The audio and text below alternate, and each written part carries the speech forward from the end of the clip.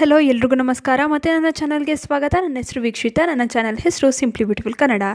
ನೋಡಿ, ನಾವೆಲ್ಲ ನಮ್ಮ ಆಹಾರದಲ್ಲಿ ತುಪ್ಪದ ಬಳಕೆ ಹಲವಾರು ವರ್ಷಗಳ ಹಿಂದಿನಿಂದ ರೂಢಿಸಿಕೊಂಡು ಬಂದಿದ್ದೇವೆ. ಕೆಲವರಿಗೆ ತುಪ್ಪ ಅಂದರೆ ಬಹಳ ಇಷ್ಟ, ಇನ್ನು ಕೆಲವರಿಗೆ ತುಪ್ಪ ಅಂದರೆ ಇಷ್ಟ ಇದ್ದರೂ ತಿನ್ನೋದಕ್ಕೆ ಭಯ. ಆದ್ದರಿಂದ ತುಪ್ಪನ ಆಹಾರಕ್ಕೆ ಸೇರಿಸೋದೇ ಇಲ್ಲ. ಆದರೆ ಇದು ತಪ್ಪು. ತುಪ್ಪದಿಂದ ನಿಮ್ಮ ದೇಹಕ್ಕೆ ತೊಂದರೆ ಆಗಲ್ಲ. ಈ ತಪ್ಪು ಕಲ್ಪನೆಯನ್ನು ಬಿಟ್ಟು ಬಿಡಿ. ತುಪ್ಪದಿಂದ ಅನೇಕ ಲಾಭಗಳೇ ಇದೆ.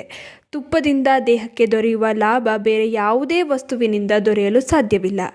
ತುಪ್ಪದ ಸೇವನೆಯಿಂದ ಬೊಜ್ಜು ಬರೋದಿಲ್ಲ, ತೂಕ ಹೆಚ್ಚಾಗೋದಿಲ್ಲ. ಅಷ್ಟೇ ಅಲ್ಲ, ಹೃದಯದ ಆರೋಗ್ಯಕ್ಕೂ ಕೂಡ ತುಪ್ಪ ಉತ್ತಮ.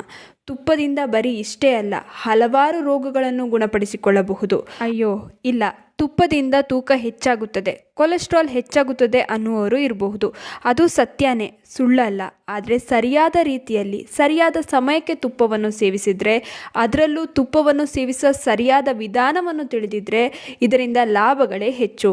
ತುಪ್ಪ ಮೂಳೆಗಳಿಗೆ ಉತ್ತಮ, ನಮ್ಮ ಸ್ಕಿನ್ಗೆ ಒಳ್ಳೆಯದು, ನಮ್ಮ ಕೂದಲಿಗೂ ಕೂಡ ತುಪ್ಪ ಒಳ್ಳೆಯದು. ಆದರೆ ತುಪ್ಪದಿಂದ ಲಾಭ ದೊರೆಯಬೇಕೆಂದಿದ್ದರೆ ಶುದ್ಧ ತುಪ್ಪದ ಸೇವನೆಯನ್ನು ಮಾಡಬೇಕು. ಬನ್ನಿ ಹಾಗಾದರೆ ಇವತ್ತಿನ ವಿಡಿಯೋನಲ್ಲಿ ತುಪ್ಪವನ್ನು ಹೇಗೆ ಸೇವಿಸಬೇಕು, ಇದರಿಂದ ದೊರೆಯುವ ಲಾಭಗಳೇನು ತಿಳಿಯೋಣ. ಅಷ್ಟೇ ಅಲ್ಲ, ಯಾರು ತುಪ್ಪವನ್ನು ಸೇವಿಸಬಾರದು ಅದನ್ನು ತಿಳಿಯೋಣ. ತುಪ್ಪದಲ್ಲಿ ಆಂಟಿ ಬ್ಯಾಕ್ಟೀರಿಯಲ್ ಹಾಗೂ ಆಂಟಿ ವೈರಲ್ ಪ್ರಾಪರ್ಟಿ ಇದೆ. ಇದು ನಮ್ಮ ರೋಗ ನಿರೋಧಕ ಶಕ್ತಿಯನ್ನು ಹೆಚ್ಚಿಸುತ್ತದೆ. ಇದರ ಸೇವನೆಯಿಂದ ನಾವು ಹವಾಮಾನದ ಬದಲಾವಣೆಯಿಂದ ಉಂಟಾಗುವ ಅನಾರೋಗ್ಯ ಸಮಸ್ಯೆಯಿಂದ ದೂರವಿರಬಹುದು. ನೋಡಿ, ರೋಗ ನಿರೋಧಕ ಶಕ್ತಿ ಚೆನ್ನಾಗಿದ್ರೆ ಯಾವ ರೋಗಗಳು ನಮ್ಮ ಹತ್ತಿರವೂ ಸುಳಿಯೋದಿಲ್ಲ. ಇನ್ನು ಮಲಬದ್ಧತೆ, ಹೊಟ್ಟೆಗೆ ಸಂಬಂಧಿಸಿದ ಯಾವುದೇ ರೀತಿಯ ತೊಂದರೆಯನ್ನು ಅನುಭವಿಸುತ್ತಿದ್ದರೆ ನೀವು ಪ್ರತಿನಿತ್ಯ ತುಪ್ಪವನ್ನು ಸೇವಿಸುವುದು ಒಳ್ಳೆಯದು. ತುಪ್ಪದಿಂದ ಮಲಬದ್ಧತೆ ಸಮಸ್ಯೆ ಹಾಗೆ ಹೊಟ್ಟೆಗೆ ಸಂಬಂಧಿಸಿದ ಸಮಸ್ಯೆ ಬೇಗನೆ ನಿವಾರಣೆಯಾಗುತ್ತದೆ. ನಮ್ಮ ಮೂಳೆಗಳಿಗೆ ಉತ್ತಮ. ನಮ್ಮ ಮೂಳೆಗಳ ಮಧ್ಯೆ ಜಿಗುಟು ಪದಾರ್ಥವಿರುತ್ತದೆ. ಇದು ನಮ್ಮ ಮೂಳೆಗಳು ಸವೆಯದಂತೆ ಹಾಗೂ ನಮ್ಮ ಮೂಳೆಗಳ ಮೂವ್ಮೆಂಟ್ಗೆ ಇದು ಬಹಳ ಮುಖ್ಯ. ಇದನ್ನು ಆಡು ಭಾಷೆಯಲ್ಲಿ ಗ್ರೀಸ್ ಎಂದು ಕರೆಯುತ್ತಾರೆ. ಈ ಮೂಳೆಗಳ ನಡುವೆ ಇರುವ ಈ ಗ್ರೀಸ್ ಕಡಿಮೆಯಾದರೆ ಮೂಳೆಗಳಲ್ಲಿ ಕಟ್ ಕಟ್ ಶಬ್ದ ಬರುತ್ತದೆ, ನೋವು ಕಾಣಿಸಿಕೊಳ್ಳುತ್ತದೆ. ಇನ್ನು ಹಲವರಲ್ಲಿ ಆರ್ಥರೈಟಿಸ್ ಉಂಟಾಗಲು ಮುಖ್ಯ ಕಾರಣ ಇದೆ. ಯಾರಿಗೆ ಈ ಸಮಸ್ಯೆಗಳಿವೆ ಅವರು ತಪ್ಪದೆ ತುಪ್ಪದ ಸೇವನೆ ಮಾಡಲೇಬೇಕು. ಮಾಡಿದರೆ ಈ ಸಮಸ್ಯೆಗಳಿಂದ ಪರಿಹಾರ ದೊರೆಯುತ್ತದೆ.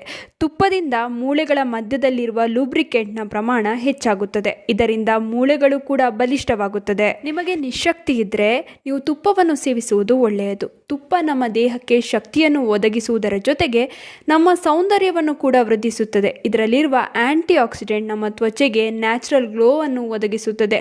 ಅಷ್ಟೇ ಅಲ್ಲ, ಕೂದಲು ಉದುರುವುದು ಹಾಗೂ ಬೇಗನೆ ಕೂದಲು ಬೆಳ್ಳಗಾಗುವುದನ್ನು ಕೂಡ ತುಪ್ಪ ತಡೆಯುತ್ತದೆ. ಹಸುವಿನ ತುಪ್ಪ ಸೇವಿಸುವುದರಿಂದ ಟೈಪ್ 2 ಡಯಾಬಿಟಿಸ್ ಹಾಗೂ ಬೊಜ್ಜಿನ ಸಮಸ್ಯೆಯಿಂದ ದೂರ ಉಳಿಯಬಹುದು. ಕೆಲವರಿಗೆ ಅಂಗೈ ಮತ್ತು ಅಂಗಾಲು ಬಹಳ ಉರಿಯುತ್ತಿರುತ್ತದೆ. ಅಂಥವರು ಪಾದ ಹಾಗೂ ಅಂಗೈಗೆ ಹಸುವಿನ ತುಪ್ಪವನ್ನು ಸವರಿ ಮಾಲಿಶ್ ಮಾಡಿ, ಹಾಗೆ ಬಿಡಿ, ಬೆಳಗ್ಗೆ ತೊಳೆಯಿರಿ. ಈ ಸಮಸ್ಯೆಯಿಂದ ನಿಮಗೆ ಪರಿಹಾರ ದೊರೆಯುತ್ತದೆ.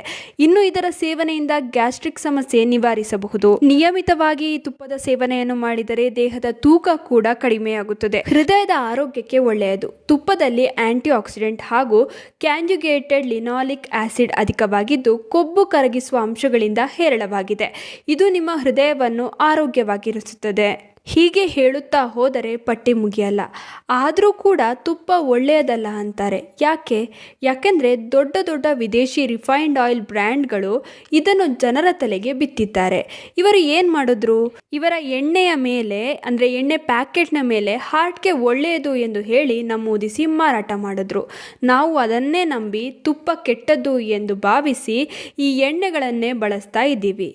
ಇದರ ಕಾರಣದಿಂದಲೇ ಇವಾಗಲೂ ಬಹಳಷ್ಟು ಜನರು ತುಪ್ಪದಿಂದ ಬೊಜ್ಜು ಬರುತ್ತೆ, ಕೊಲೆಸ್ಟ್ರಾಲ್ ಉಂಟಾಗುತ್ತೆ ಎಂದು ನಂಬುತ್ತಾರೆ.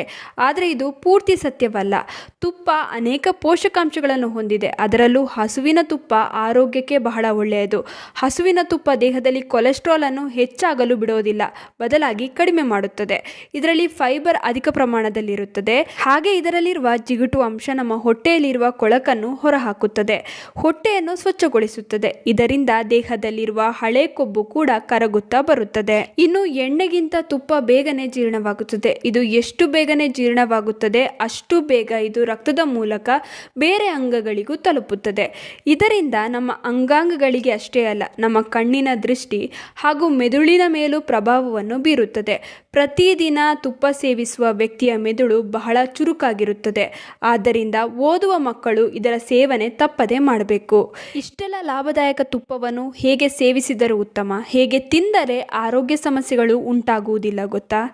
ಹಸುವಿನ ತುಪ್ಪವನ್ನೇ ಸೇವಿಸಿ, ಅದರಲ್ಲೂ ಶುದ್ಧ ತುಪ್ಪದ ಸೇವನೆ ಬಹಳ ಮುಖ್ಯ.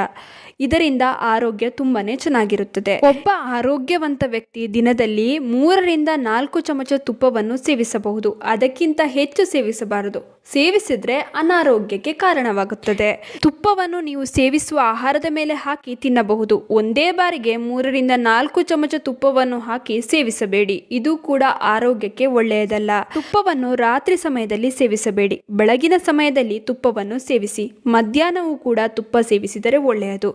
ಈ ರೀತಿ ಮಾಡೋದ್ರಿಂದ ತುಪ್ಪ ಬೇಗನೆ ಜೀರ್ಣವಾಗುತ್ತದೆ. ರಾತ್ರಿ ಸಮಯದಲ್ಲಿ ಸೇವಿಸಿದರೆ ಇದು ಅನಾರೋಗ್ಯಕ್ಕೆ ಕಾರಣವಾಗುತ್ತದೆ. ನೋಡಿದ್ರಲ್ಲ, ಮಿತವಾಗಿ ತುಪ್ಪವನ್ನು ಸೇವಿಸಿದ್ರೆ ಇದರಿಂದ ಲಾಭಗಳೇ ಹೆಚ್ಚು.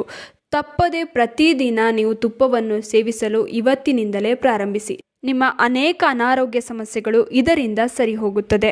ಇನ್ನು ಈ ವಿಡಿಯೋ ನಿಮ್ಮೆಲ್ರಿಗೂ ಇಷ್ಟ ಆಗಿರುತ್ತೆ ಅಂತ ಅನ್ಕೊಂಡಿದ್ದೀನಿ. ಹೇಗನ್ನಿಸ್ತು ಅಂತ ಕಮೆಂಟ್ ಸೆಕ್ಷನಲ್ಲಿ ತಿಳಿಸೋದನ್ನ ಮರಿಬೇಡಿ. ಆದಷ್ಟು ಈ ವಿಡಿಯೋನ ನಿಮ್ಮ ಫ್ರೆಂಡ್ಸ್ ಹಾಗೂ ಫ್ಯಾಮಿಲಿ ಜೊತೆ ಶೇರ್ ಮಾಡ್ಕೊಳ್ಳಿ. ಹಾಗೆ ಲೈಕ್ ಮಾಡೋದನ್ನ ಮರಿಬೇಡಿ. ನೀವಿನ್ನೂ ನಮ್ಮ ಚಾನಲನ್ನು ಸಬ್ಸ್ಕ್ರೈಬ್ ಮಾಡ್ಕೊಂಡಿಲ್ಲ ಅಂದರೆ ದಯವಿಟ್ಟು ನಮ್ಮ ಚಾನಲನ್ನು ಸಬ್ಸ್ಕ್ರೈಬ್ ಮಾಡ್ಕೊಳ್ಳಿ. ಹಾಗೆ ಪಕ್ಕದಲ್ಲೇ ಇರುವ ಬೆಲ್ ಬಟನನ್ನು ಕ್ಲಿಕ್ ಮಾಡಿ. ಹೀಗೆ ಪ್ರೋತ್ಸಾಹ ಕೊಡ್ತಾ ಇರಿ. ಪ್ರೋತ್ಸಾಹ ಕೊಡ್ತಿರೋ ನಿಮ್ಮೆಲ್ರಿಗೂ ತುಂಬಾ ಥ್ಯಾಂಕ್ ಯು.